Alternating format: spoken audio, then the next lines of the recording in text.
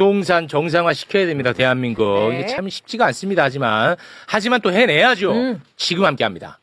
관련해서 매불쇼가 TF를 구성을 했습니다. 한 명은 계속 죽는 소리를 냅니다. 네. 그러면 그 죽는 소리를 받아서 한 명은 실제로 법을 만들어냅니다. 완벽하다. 매불쇼에 TF 가동했습니다. 네. 요 최근에 장특공 폐지 관련해가지고 엄청나게 많이 다뤘었는데. 그렇죠. 굉장히 중요한 문제. 우리 그 매불쇼에서 한 이야기. 네. 진짜 그대로, 이건 내 과장이 아니고, 네. 그대로 이재명 대통령이 또 SNS에 글을 남겼더만. 진짜 그대로. 진짜, 그러니까, 일거주자인데, 네. 비거주하는 경우, 이런 경우는 장특공 이제 폐지해라. 해라. 그리고 일거주자인데, 오랫동안 거주하는 사람들에게는 지금보다 오히려 더 특혜를 많이 주면 된다. 그렇지. 이게 우리의 핵심 요지였잖아. 그렇죠, 네. 그렇죠. 고스란히 이재명 대통령이 SNS 글 남겼잖아. 내 과장 아니잖아요. 네. 소개 좀 해주세요. 네, 이렇게 남겼습니다. 살지도 않을 집에 오래 투기했다고 세금 깎아주는 비정상을 정상화하는 게 세금 폭탄입니까?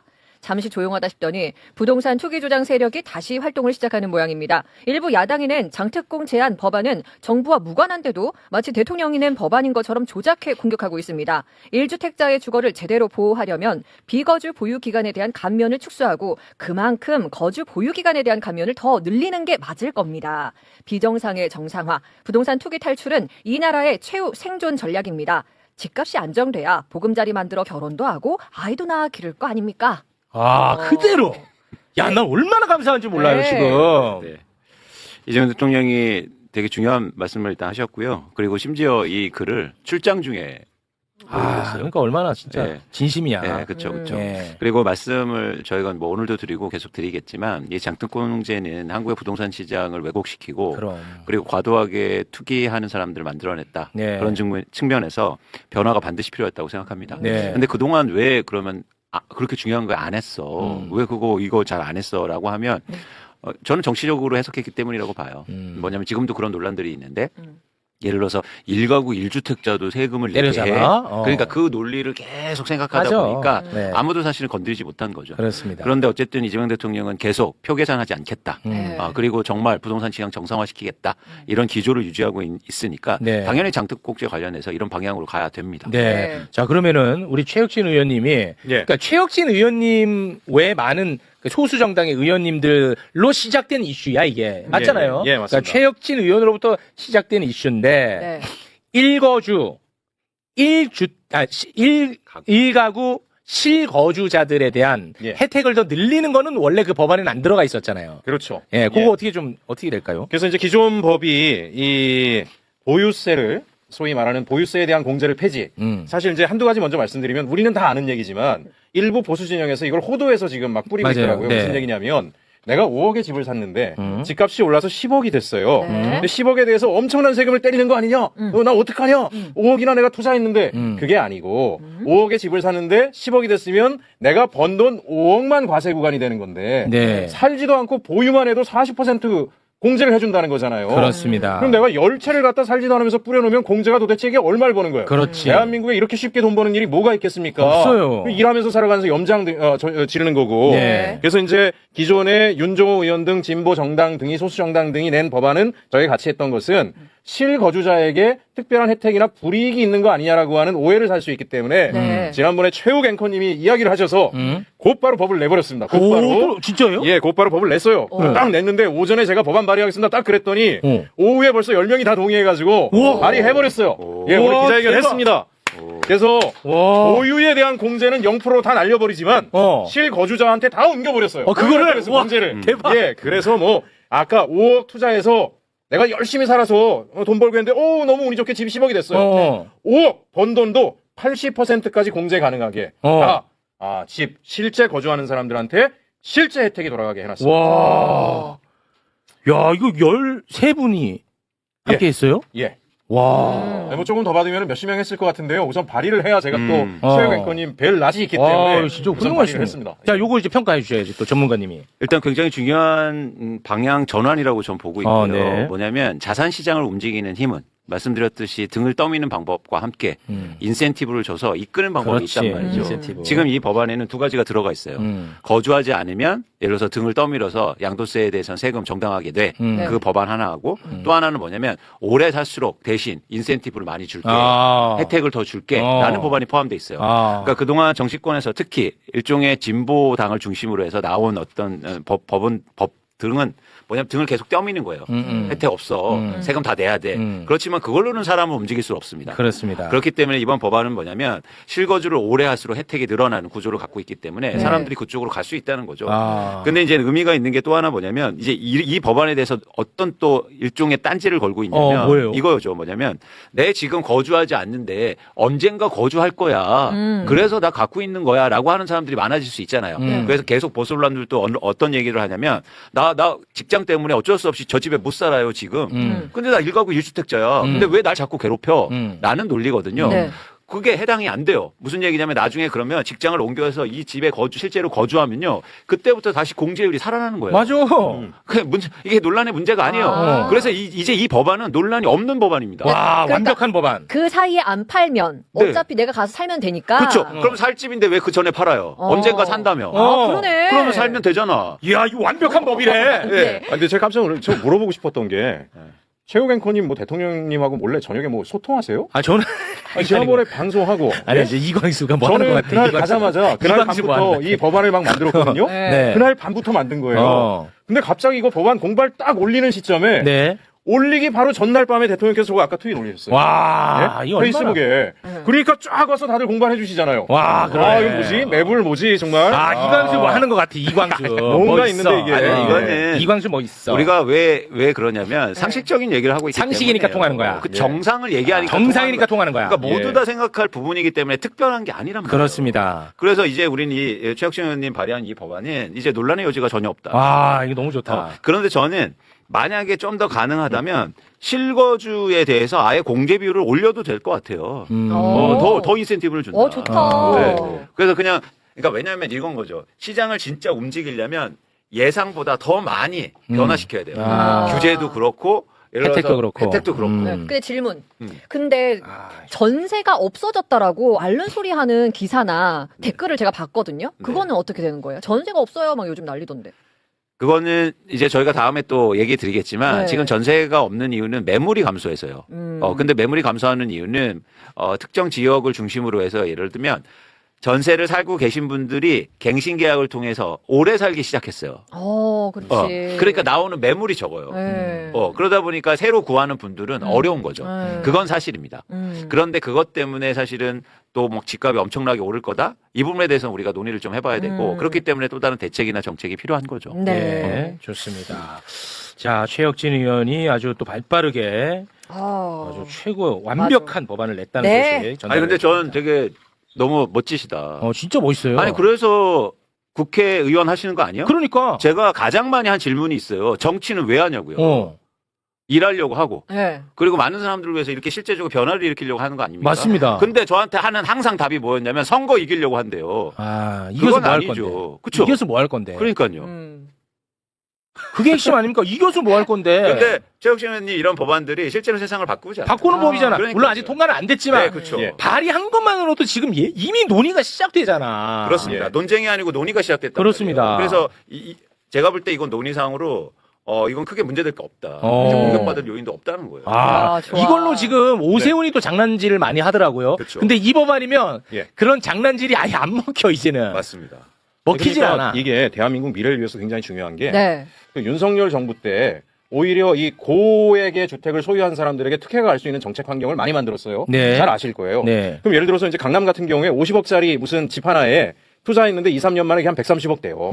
앉아서 80억을 막 버는 거잖아요. 거기에 공제까지 막 붙어요. 말이 안 돼. 세상에. 그러면 누가 기업에 투자하겠습니까? 예? 그렇습니다. 누가 산업에 투자하겠어요? 대한민국 맞습니다. 미래에 누가 투자하겠어요? 예. 그거보다 쉽게 버는 길이 이거밖에 없는 그렇죠. 거예요. 그럼 망하는 거예요, 대한민국 미래는. 맞습니다. 단호하게 가야 되고 아까 인센티브를 더 주자는 의견은 민주당의 몫으로 저는 돌리겠습니다. 저는 여기까지 딱 역할을 하고 네. 정부와 민주당이 조금 더 강한 법을 만드셔가지고 네. 가면 뭐 제가 꼽서 밀어붙이면 됩니다. 저는 진짜 상식이 있는 코뿔소입니다. 정말 예. 박수 쳐드리고 싶습니다. 진짜 고맙습니다. 네. 자, 그리고요. 오늘 좀 말씀을 나누고 싶은 건 뭐냐면 지금 최근에도 다시 언론들이 뭐 집값이 오른다, 부동산 가격이 오른다 그러면서 이재명 정부 얘기를 계속 하고 있단 말이에요. 뭐 정책이 실패다, 대책이 안 나와서 문제가 있다. 근데 지금 시장의 변화라든지 시장의 불안 요인의 가장 출발점은 윤석열 정부 때문이에요. 네. 그때 오늘 그래서 말씀드리고 싶은 건 뭐냐면 저희가 윤석열 정부 때 어떤 일이 벌어졌는가. 그게 어떻게 시장에 부정적인 영향을 미치고 지금의 어떤 이렇게 불확실한 시장 상황을 만든 그게 뭔지를 좀 말씀드리고 싶어서예요. 네, 좋습니다. 그래서 일단 이 윤석열 정부 때의 부동산에 대한 시각을 우리가 그 관점을 보기 위해서 저는 이 장면을 잊을 수가 없는데요. 두 번째를 한번 보여주실래요? 자, 이 장면입니다. 아, 예. 네. 충격적인 거죠. 2022년 침수된 반지하에서 사망자, 장애인 분이 사망해요. 근데 거기를 바라보면서 뭐라고 하냐면 왜 빠져나오지 못했냐 저 말을 합니다. 그리고 저 옆에 오세훈 시장이 있었어요. 맞아. 그러니까 윤석열 정부 때 그리고 서울시장의 관점이에요. 저게 부동산을 바라보는. 네 책임이지 않아? 모든 건 네 책임이지 않아? 우리가 해줄 건 별로 없어? 라는 관점이죠. 그게 정확하게 부동산 시장에 투영이 돼요. 경제정책 전반에도 문제가 있었지만 그러면서 사실은 어떤 일이 벌어지냐면 그 이어서 세 번째를 볼게요. 주택 공급을 하면 정책이 그러니까 부동산 시장이 안정된다고 그렇게 얘기했으면서 불구하고 뭐냐면 주택 착공 실적이 역대 최저치로 줄어듭니다. 네. 윤석열 정부 때. 보세요. 그래요? 공급이 안 됐어요. 저 영향 때문에 지금 시장의 불안 요인이 큰 거예요. 인허가, 착공 다 줄어요. 근데 저 때도 무슨 일이 있었냐면 근데 왜 집을 착공을 안 하고 인허가를 줄였을까요? 그 지점을 생각할 필요가 있어요. 왜요? 그건 뭐냐면 말은 부동산 시장 안정을 얘기했지만 공급이 줄어들면 어떻게 될까요? 집값이 오르죠. 그 지점이요. 그 지점이라고요. 말은 공급을 늘리겠다고 해놓고 공급을 실제로 안 했어요. 진짜? 그래서 집값이 폭등했단 말이에요. 진짜 나는 이거는 처음 들었어 지금. 네. 그럼 너무 자연스러운 게 아닙니까? 그럼 장기적으로 집값이 엄청 오를 수 있다는 거죠. 그리고 심지어 어떤 일도 벌어졌냐면 4페이지 한번 보실래요? 그래요? 해당 기간 동안 통계 오류가 발생합니다. 네. 엄청나게 많은 주택 수가 감소해요. 그게 2022년, 2023년도에 큰 문제가 됐어요. 공급이 안 된다 하니까 사람들이 일종의 공포 심리를 통해서 집을 엄청나게 샀단 말이에요. 근데 그게 이렇게 오버랩이 돼요. 2022년도, 2023년도에 아파트 가격이 떨어졌거든요. 22, 23년에. 네. 그러니까 공급이 안 되고 그리고 공급이 더 줄어든다고 하니까 사람들이 집을 드디어 사기 시작했던 거예요. 그런 변화가 있었다. 이런 심리적으로도 크게 영향을 미쳤고 네. 그러면서 더하기 어떤 일이 벌어지냐면 윤석열 정부 때 쉽게 말해서 집값을 올리기 위한 수많은 정책들이 나와요. 그게 이제 5번입니다. 네. 대표적으로 2022년도에 보금자리론 정책금융 확대, 그다음에 재건축 재개발 정비사업 규제 완화. 그러면 유동성이 시장에 들어가는 거잖아요. 돈이 네. 막 대출을 막 해주니까. 네. 그다음에 2023년도에 분양가 상한제에 대해서 실거주 의무를 폐지하고 대출을 또 확대하고 종부세 부담을 완화시켜줍니다. 그다음에 2024년도에 또 재건축 재개발 활성화 대책을 대폭적으로 해줘요. 네. 이런 정책들이 들어가는데 어떻게 집값이 안 오릅니까? 아예 그냥 대놓고 한 거예요. 대놓고 했어. 6번을 한번 보실래요? 대놓고 했네. 심지어요. 대통령까지 그 당시에 윤석열까지 나서면서 뭔 얘기는 하는 줄 아십니까? 둔촌주공 살려줘야 된다. 미분양 나고 입주 안 될 것 같으니까. 와. 국무회의에서 특정 단지를 얘기하면서 이런 얘기를 합니다. 와, 이거 대놓고 했네. 대놓고 그냥 부동산 살리기에 나선 거예요. 이러니 어떻게 집값이 안 오릅니까? 그래서 어떻게 된 줄 아세요? 8페이지 한번 볼게요. 넘어가서. 자, 이건 근데 중요한 건 뭐냐면 전국의 집값이 오른 게 아니고 강남만 올랐다는 거예요. 그래. 이런 어떤 살리기가 집값 떠받치기 정책이 이건 뭐냐면 압구정 신현대 11차 아파트의 실거래가를 제가 조사해 드린 거예요. 2006년대부터. 우리나라가 실거래가가 2006년부터 신고되거든요. 조사가 되거든요. 네네. 그 이전엔 없어요. 근데 잘 보세요. 2006년부터 2022년까지 이 집값은요, 20억에서 56억 정도 돼서 26억 원 올라요. 무려 거의 한 15년 동안, 16년 동안. 그죠? 15년간. 근데 최근에 2022년 윤석열 집권하는 동안 무려 72억 원이 오른다고요. 와. 놀랍지 않습니까? 와, 72억. 와. 야. 그런데 윤석열 정부가 이렇게 집값 오른 걸 아무도 얘기 안 한단 말이에요. 언론이나 전문가들이. 아직도 문재인 정부 때 얘기해. 와. 문재인 정부가 다 올려놨대요. 아니, 이렇게 지금 폭등한 상태로 지금 유지되고 있어요, 아직도? 이렇게 폭등한 상태를 이어받았다고요. 와. 이 놀랍지 않습니까? 이게 하나의 집값이요. 거의 2, 3년 동안 70억 원 이상이 오른다고요. 재건축 규제 완화한다고 해주고 정책 대출 집중해주고 대출 규제 완화해주고 종부세 인하해주고 와. 아까 보세요. 그다음에 공급을 줄이니까. 네. 예. 아니 이거 70억이 떨어져도 폭락이 아니네. 그렇습니다. 예. 야 이거 아이고, 뭐야 진짜. 이게 이거 아마 모르는 사람이 훨씬 많을 것 같은데. 대부분 몰라요. 예. 대부분 몰라요. 이런 얘기를 하고 있지도 않다고요. 그러니까 이러니까 다 강남 가려고 하고. 그렇죠. 그렇죠. 와 너무 충격이다 아이고. 이거. 모든 네. 문제의 근원은 여기에 있었고 그렇기 때문에 지금 강남 아파트 얘기를 하는 거예요. 예. 이러니 누가 강남 아파트 빨리 가서 돈 벌고 싶다. 그러면서 이런 집을 어떻게 했는지 아세요? 아까 최혁진 의원님 말씀하신 것처럼 이런 집을 양도세를 또 깎아줘. 와 진짜 나는 이런 나라가 어디 있습니까? 이 나라는 여기까지입니다. 예. 더 이상은 내가 못 읽겠습니다. 아, 누가 와. 일을 해요? 그러니까요. 누가 일을 해요? 그냥 영끌해서 대출 엄청 받아서 옮겨타기면서 강남으로 가는 게 최고였다고요. 특히 윤석열 정부 때요. 그런데 이 얘기를 아무도 안 해요. 아무도 책임지는 사람이 없어. 와. 네. 아니, 그러니까 지금 이재명 정부가 하는 게 진짜 시장 경제를 구하기 위한 경제혁명을 하고 있는 거예요. 가만히 앉아서 10년 동안 100억 그 불로소득 얻으면 40% 공제받으면 40억 그냥 손 하나 안 대고 버는 거잖아요. 말이 됩니까? 자, 자본시장 투명성에서 주식에 투자되고 기업에 투자되게 하려고 하는 거잖아요. 네. 그러려고 하니까 부동산에 이렇게 불로소득에 투자되는 것들을 우리가 막아야 되는 거고. 네. 그다음에 또 하나 지금 윤석열 정부가 한 거 보세요. 주택 공급량을 확 줄여버리니까 직장이 서울에 있는 중산층이나 서민들 같은 경우에는 서울에서 집을 구할 수가 없어요. 집값이 막 뛰니까. 그러니까 아까 그 그럼 반지 원거리 하나도 출퇴근해야 되는 걸로 밀려나게 되는 거니까 네. 임금은 오르지 않는데 생활 비용은 계속 증가하는 거죠. 이런 상황들로 내몰아 놓은 거예요. 그러니까 철저히 어찌 보면 국민의힘이 엉뚱한 소리 하지만 시장 경제라고 하는 이 시스템 자체를 근본에서부터 붕괴시킨 게 윤석열 국민의힘 정부인데 네. 그래놓고는 지금 이 부동산 개혁이라고 하는 그 자체를 마치 반시장적인 조치인 것처럼 호도하는데 국민들이 거기 속을 이유가 없다.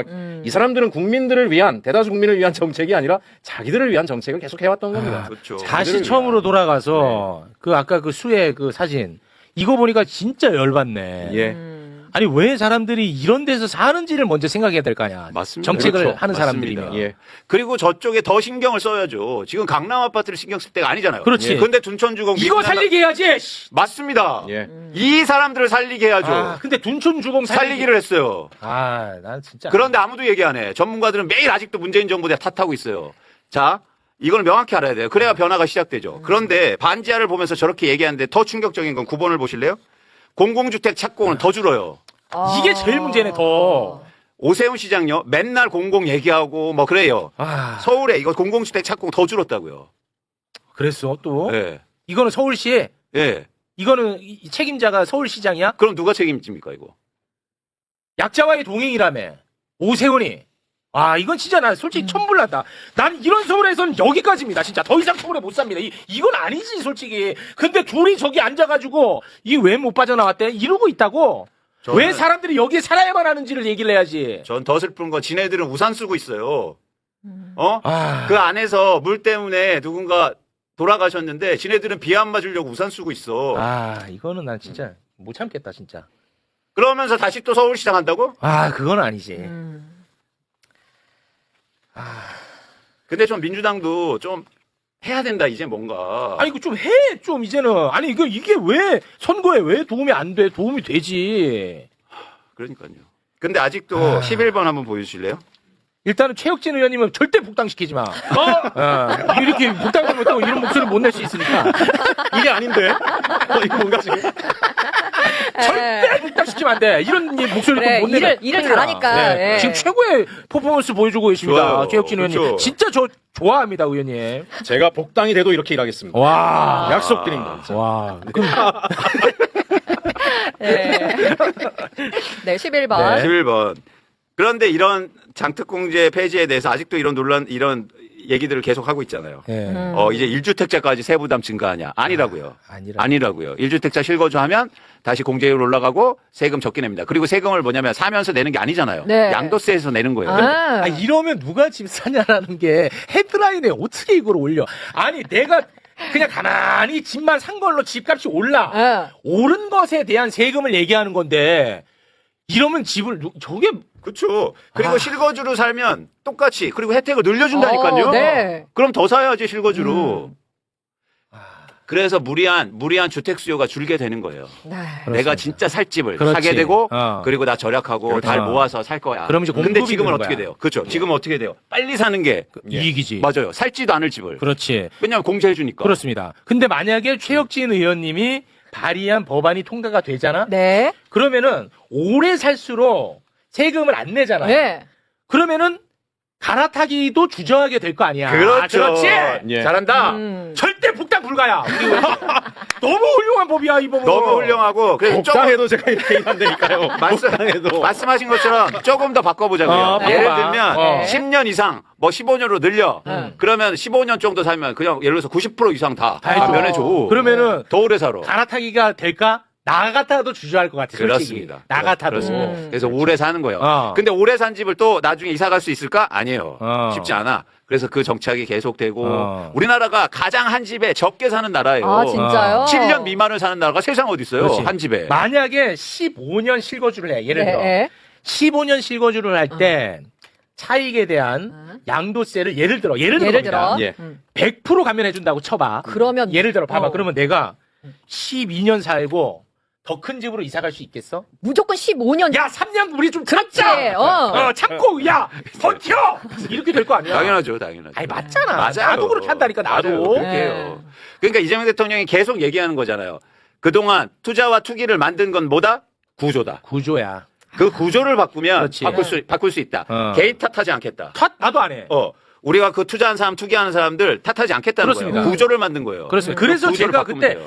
황현희 씨를 제가 그래서 비난하거나 비판하지 말자고 얘기했던 거야. 그렇죠. 그 사람은 이 틈을 잘 이용해서 공부 많이 해갖고 그 특혜를 이용한 거야. 맞아요. 맞아. 근데 문제가 있어요. 그런 걸 자랑하고 다니니까 문제지. 아, 그건 또 문제고. 예. 자기가 잘한 게 아니거든. 그렇지. 그런데 왜 자랑하고 막, 강의하고 다녀? 아, 강의. 아니야. 그건 문제가 있어요. 있어. 알겠어.